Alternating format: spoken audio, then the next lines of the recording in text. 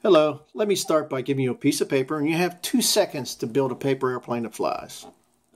So as you can figure that out, 2 seconds really isn't a good and long enough time to build a decent airplane that flies. You can consider this as a managerial style to get the employee to perform his task. So today, we're going to look into a couple of these managerial styles and how they work. Then we'll look into the findings of companies now hiring experienced employees versus a degree employee fresh out of a college. So, without further ado, let's look into this managerial styles and how they work. As a manager, how you handle certain situations will depend on what style you use to resolve it. Being a good manager isn't just telling the employee what to do and how to do it all the time. It involves the right approach and the right style to suit the situation.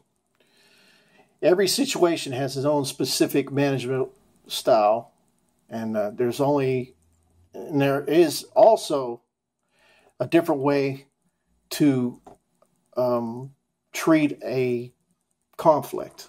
So let's look into one of these styles. It's a directive style. This is a style that basically a manager is a micromanager around the employees, constantly making every single decision and making sure it gets done the way he wants it. This can frustrate some of the employees that prefer to have more control over their own work. It can stifle some of the creativity and innovation ideas for the business. Another one is a bureaucratic style. This manager likes to make sure the team members follow the rules and procedures accurately and consistently. Knowledge and skill are important for this, and they expect the staff to respect the chain of command. This approach can maintain high quality standards in situations that require great attention to detail. It discourages independence and creativity among the employees, and sometimes leading to resentment, absenteeism, or even employee turnaround. It can reduce a long-term productivity as employees become bored at their work. So a third one is a participative style. The manager consults their team before making any decisions, and while this maintaining most of the control overall. The team leaders decide how the tasks are addressed and who will do these tasks. For instance, consultation among the teams can identify problems early. Good communication benefits the team staff, and too much consultation can be more time-consuming and reduces some of the productivity. And sometimes, basically, the employees want the manager to make the decision for them. So now, let's look into some of the ways that the the companies hire a experienced employee versus a degree employee. In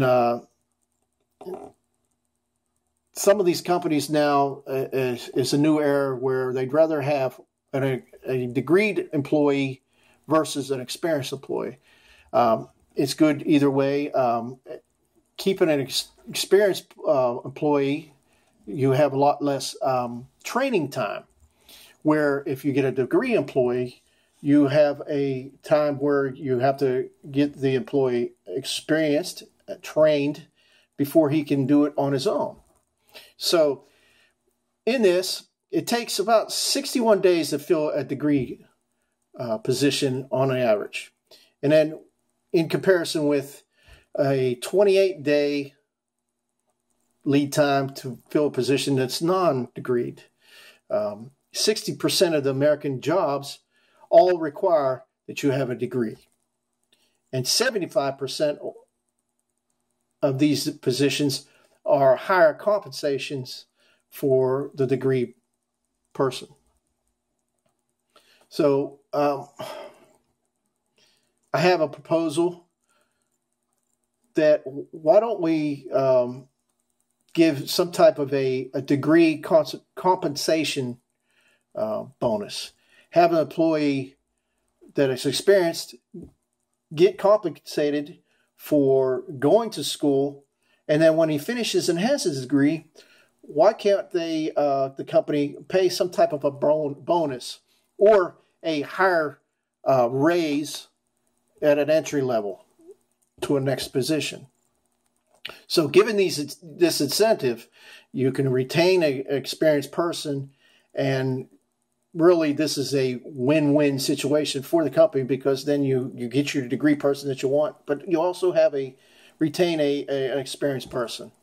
So this is all I have, and I thank you for your time and patience to viewing my video, and thank you.